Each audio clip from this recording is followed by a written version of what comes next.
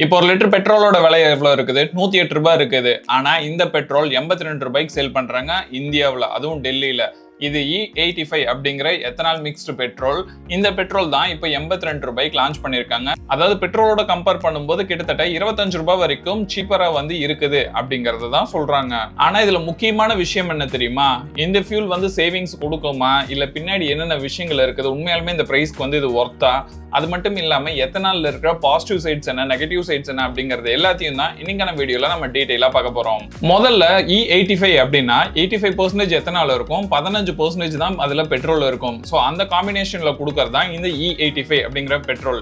இந்த பெட்ரோலை எந்த வண்டிகளுக்கு உபயோகப்படுத்தலாம் அப்படின்னு கேட்டீங்கன்னா, இந்த ஃபிளெக்ஸ் ஃபியூல் அப்படின்னு சொல்லப்படுற பைக்குகள், கார்கள், அதுக்கப்புறம் சில ட்ரக்குகள் எல்லாம் கூட வந்திருக்குது. அந்த வண்டிகள்ல மட்டும்தான் இந்த பெட்ரோலை வந்து உபயோகப்படுத்த முடியும். இப்ப நார்மலா நம்ம யூஸ் பண்ணிட்டு இருக்கிற பைக்ல போயிட்டு E85 பெட்ரோல் போடுங்க அப்படின்னு சொல்லி போட்டீங்கன்னா இன்ஜின் டேமேஜ் ஆயிரும். அதை மைண்ட்ல வச்சுக்கோங்க. இந்தியாவோட ஃபர்ஸ்ட் ஃபியூல் பம்பான E85 ஃபியூல் பம்பை ஜூன் 5, 2026 ஓபன் பண்றாங்க டெல்லியில. இதை அடுத்த இன்னும் சில மாதங்கள்ல 50ல இருந்து 100 ஃபியூல் பம்ப்ல வந்து கொண்டு வரலாம் அப்படிங்கறத பிளான் பண்ணிருக்காங்க. அதுக்கு அடுத்து பாத்தீங்கன்னா 5000 வரைக்கும் 2027 முடியறதுக்குள்ள மொத்தமா இந்தியா முழுக்க 5000 ஃபியூல் பம்ப்ல E85 கொண்டு வரதுக்கு பிளான் பண்ணிருக்காங்க. ஆனா இங்க முக்கியமான விஷயம் என்ன தெரியுமா? ஃபிளெக்ஸ் ஃபியூல் மாடல் வந்து இப்பதான் ஒவ்வொரு கம்பெனியும் லான்ச் பண்ணிருக்காங்க. இன்னும் அபிஷியலாவே நிறைய பைக்குகள் மார்க்கெட்டுக்கு இன்னும் வரல. அதெல்லாம் வந்ததுக்கு அப்புறம் தான் இந்த ஃபியூலுக்கும் அது போட்டு ஓட்டுற வண்டிக்கும் நமக்கு வந்து கரெக்டா இருக்கும் அப்படிங்கறத மைண்ட்ல வச்சுக்கோங்க. சரி, இந்த எத்தனால் ஃபியூல் வந்து சேவிங்ஸ் கொடுக்குமா அப்படிங்கிற ஒரு டவுட் இருக்குதுல்ல. பெட்ரோலை கம்பேர் பண்ணும்போது சீப்பரா இருக்குது, ஆனா அதுக்கேத்த அளவுக்கு இருக்கணும்ல. சரி, இப்ப டெல்லியோட கம்பாரிசனே நம்ம எடுக்கலாம். டெல்லியில பெட்ரோலோட விலை 102 ரூபாய் இருக்குது. E85 ஓட விலை பாத்தீங்கன்னா 82 ரூபாய் இருக்குது. இப்போ கிட்டத்தட்ட பாத்தீங்கன்னா ஒரு 20 ரூபாய் தான் டிஃபரன்ஸ் இருக்கு. பேப்பர்ல பார்க்கும்போது E85 சீப்பரா தெரியலாம், ஆனா பெட்ரோலோட கம்பேர் பண்ணும்போது E85 அப்படிங்கிறது பாத்தீங்கன்னா அந்த அளவுக்கு எனர்ஜி எஃபிஷியன்ட் கிடையாது.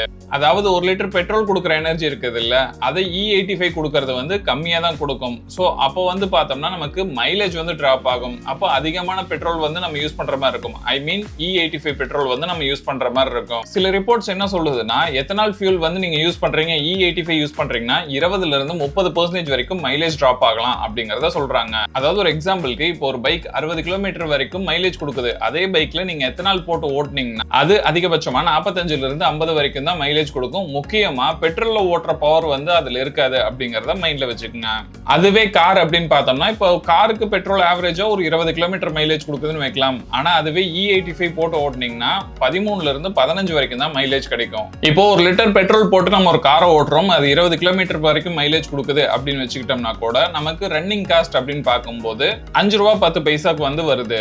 அதுவே E85 போடுறோம் 82 ரூபாய் ஒரு லிட்டர், அதோட மைலேஜ் பாத்தீங்கன்னா 13ல இருந்து 15 வரும்போது ஒரு கிலோமீட்டர் ரன் பண்றதுக்கு 5 ரூபாய் 46 பைசா வந்து வருது.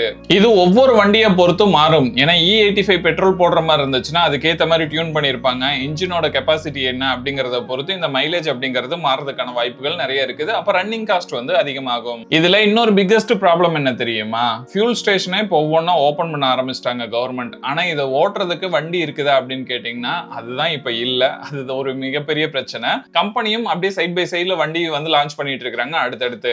இப்போதைக்கு மார்க்கெட்ல அவைலபிளா இருக்கிற 2 மாடல் எதுன்னு பாத்தீங்கன்னா, ஹீரோவோட HF Deluxe ஃபிளெக்ஸ் ஃபியூல்ல, அதுக்கப்புறம் ஹீரோ ஸ்ப்ளெண்டர். இந்த 2 மாடல் மட்டும் தான் இப்போதைக்கு அவைலபிளா இருக்குது. மத்த மாடல்ஸ் எல்லாமே லான்ச் பண்ணாங்க, ஷோகேஸ் பண்ணாங்க, பட் அபிஷியலா ஷோரூம்க்கு இன்னும் வரல அப்படிங்கிறது குறிப்பிடத்தக்க விஷயம். இதுலயே நம்ம இன்னொரு விஷயத்தை நோட் பண்ணோம். இப்போ எத்தனாலோட பிரைஸ் அப்படின்னு சொல்லி நம்ம பார்த்தோம்னா அதோட பிரைஸ் வந்து 61 ரூபாய் வரைக்கும் மென்ஷன் பண்ணிருக்காங்க. அது வந்து ஹையஸ்ட் பிரைஸ். அதை நம்ம எடுத்துக்கலாம். இப்ப பெட்ரோல் பிரைஸ் பாத்தீங்கன்னா இப்ப நம்ம இடத்துல 108 ரூபாய்க்கு சேல் ஆகுது. சோ பெட்ரோல் பிரைஸ்ல வந்து பார்க்கும்போது, அதாவது இப்ப E85 பெட்ரோல்னா அதுல 85% எத்தனால் இருக்கும், 15% பெட்ரோல் இருக்கும். இப்ப 85%னா கிட்டத்தட்ட 51 ரூபாய் 85 பைசா வருது எத்தனாலுக்கு. 15% பெட்ரோலும் போது 16 ரூபாய் 20 பைசா வருது. அப்ப மொத்தமா பார்க்கும்போது E85 பெட்ரோல் வந்து அதிகபட்சமா 68 ரூபாய்க்கு வந்து சேல் பண்ணலாம். அதுக்கப்புறம் டாக்ஸ் அது இதுன்னு இன்க்ரீஸ் பண்ணி ஒரு 75 ரூபாய் வரைக்கும் கொண்டு வரலாம் அப்படிங்கிறது என்னோட ஒரு ஒப்பீனியன். ஆனா இப்ப லான்ச் பண்ணதே பாத்தீங்கன்னா 82 ரூபாய் வரைக்கும் லான்ச் பண்ணிருக்காங்க. சோ இங்கேயே பாத்தீங்கன்னா இது கொஞ்சம் ஹை பிரைஸ் கொடுக்குற மாதிரி தான் எனக்கு ஃபீல் ஆகுது. சோ இந்த பிரைஸ் அப்படிங்கிறது பாத்தீங்கன்னா நான் ஓவராலா தான் எடுத்திருக்கிறேன். எக்ஸாக்டா இதுதான் பிரைஸ்ங்கிறது வந்து தெரியல. பட் இருந்தாலும் சில விஷயங்களை கம்பேர் பண்ணும்போது E85க்கு பாத்தீங்கன்னா அட்லீஸ்ட் ஒரு 30-40 ரூபாய் வரைக்கும் பிரைஸ் குறையும் இப்ப இருக்கிற பெட்ரோலோட கம்பேர் பண்ணும்போது அப்படிங்கறத நான் திங்க் பண்ணியிருந்தேன். பட் ஓவரால் பிரைசிங் பார்க்கும்போது ரொம்ப கம்மியா தான் குறைச்சிருக்காங்க. ஒரு 20 ரூபீஸ் வரைக்கும் தான் குறைச்சிருக்காங்க. அப்படிங்கும்போது இது அந்த அளவுக்கு சேவிங்ஸை கொடுக்குற மாதிரியும் தெரியல பெட்ரோல் காரை கம்பேர் பண்ணும்போது. முக்கியமா அதோட பெர்ஃபார்மன்ஸ் கூட பாத்தீங்கன்னா எத்தனால் ஃபியூல் போடுற வண்டிகள்ல வந்து இருக்காது அப்படிங்கிறது முக்கியமான விஷயம். ஸோ இந்த மாதிரி நிறைய விஷயங்களை காம்ப்ரமைஸ் பண்ணி ரன்னிங் காஸ்ட் அதிகமாக தான் ஆக போகுது. அப்படிங்கும்போது மீன்ஸ் நான் சொல்ல வரது என்னன்னா எத்தனால் பெட்ரோல் வந்து நல்ல விஷயம் தான், நான் இல்லைன்னு சொல்லல. பட் காஸ்ட் எஃபிஷியன்டாவும் இருக்கணும்ல, அது இங்க மிஸ் ஆகுது அப்படிங்கறதா நான் சொல்ல வரேன். சரி, இந்த E85ஆல ப்ராஃபிட் என்ன லாஸ் என்ன அப்படிங்கறத பார்த்தோம்னா, முதல் விஷயம் இந்தியா நிறைய க்ரூட் ஆயிலை இம்போர்ட் பண்ண வேண்டியது இருக்காது. அதுதான் இதுல இருக்கிற முக்கியமான விஷயம். ரெண்டாவது, ஃபார்மர்ஸ் நிறைய பேர் பாத்தீங்கன்னா இதுல நல்லாவே ஒரு பெனிஃபிட் ஆவாங்க. ஏன்னா டிமாண்ட் வந்து அதிகமாகும் கரும்புக்கு, அதுக்கப்புறம் சோளத்துக்கு, அதுக்கப்புறம் சில ஃபுட் கிரெயின்ஸ்க்கு எல்லாத்துக்கும் நல்ல ஒரு உற்பத்தி வந்து அதிகப்படுத்தும் போது டிமாண்ட் வந்து அதிகமாகும். அப்போ இது வந்து ரொம்ப யூஸ்ஃபுல்லா இருக்கும் விவசாயிகளுக்கு.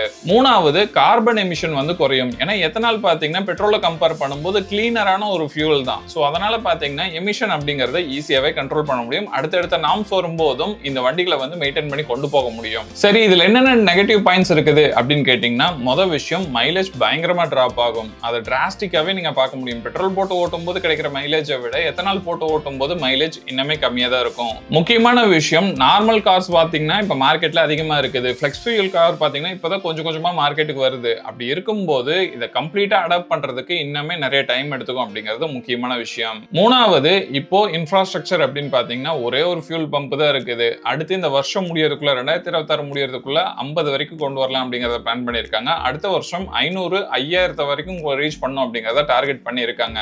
எல்லாம் ஓகே. அதே அளவுக்கு கம்பெனிஸும் இதுக்கான வண்டிகளை சேல் பண்ணாங்கன்னா இன்னுமே பெட்டரா இருக்கும். நாலாவது முக்கியமான விஷயம் சேவிங்ஸ் தான். இப்ப எத்தனால் வரும்போது நமக்கு 20 ரூபாய் குறையுது அப்படிங்கறத நம்ம பாக்குறோம். ஆனா ரன்னிங் காஸ்ட் அப்படின்னு பார்க்கும்போது அங்க எதுவுமே பாத்தீங்கன்னா கம்மியா இல்ல. அங்க இன்னமே பிரைஸ் அதிகமா கொடுத்துதான் நம்ம ஒரு வண்டி ஓட்டுற மாதிரி இருக்குது அப்படிங்கிறது தான் ரியல் டைம்ல இருக்க ஃபேக்டா இருக்குது. சோ இது வந்து ஒரு ஓவர்வியூ கால்குலேஷன் தான். இது ஆக்சுவலா ரியல் டைம் கால்குலேஷன் அப்படிங்கிறது கிடையாது. பட் சில டைம்ல பார்க்கும்போது இதை விட மைலேஜ் குறையலாம் அப்படிங்கிறது தான் எக்ஸ்பர்ட்ஸ் வந்து சொல்றாங்க. சோ அதுக்கேற்ற மாதிரி பிளானோட கொண்டு வந்தாங்கன்னா, ரன்னிங் காஸ்ட் கம்மியாகிற மாதிரி கொண்டு வந்தாங்கன்னா இன்னுமே பெட்டரா இருக்கும் அப்படிங்கிறது என்னோட ஒப்பீனியன். ஓகே நண்பா, இந்த வீடியோ அவ்வளவுதான். இந்த வீடியோல உங்களுக்கு சொல்ல வர விஷயங்கள் புரிஞ்சிருக்கும் அப்படிங்கறத நான் நம்புறேன். வேற ஏதாவது டவுட்ஸ் இருந்துச்சுன்னா மறக்காம கீழே கமெண்ட் செக்ஷன்ல பதிவு பண்ணுங்க. ஏன்னா இந்த ஃபிளெக்ஸ் ஃபியூல் பாத்தீங்கன்னா நான் ரொம்பவே ரிசர்ச் பண்ணிட்டு இருக்கிறேன். இது ஆல்டர்னேட்டிவா வருமா, ஈவிக்கு இது பெட்டரான ஆப்ஷனா இருக்குமா அப்படின்னு சொல்லி பார்க்கும் போதும் சில விஷயங்கள் வந்து இடிக்கிற மாதிரி தான் இருக்குது. அதாவது பெட்ரோல் டீசல்ல நம்ம ஒரு கம்ஃபர்ட் வந்து அனுபவிச்சிட்டோம். இப்போ அந்த கம்ஃபர்ட் பாத்தீங்கன்னா எத்தனாலையும் கிடைக்காது, உங்களுக்கு ஈவிலையும் கிடைக்காது. அதுதான் இங்க இருக்கிற மிகப்பெரிய சிக்கலே. அதை வந்து எப்படி கம்பெனி ஓவர் கம் பண்ணி நம்மள வந்து ஈவிக்கும் அதுக்கப்புறம் எத்தனால் ஃபியூலுக்கும் நம்மள கம்ஃபர்ட் பண்றாங்க அப்படிங்கறத பார்க்கணும். சோ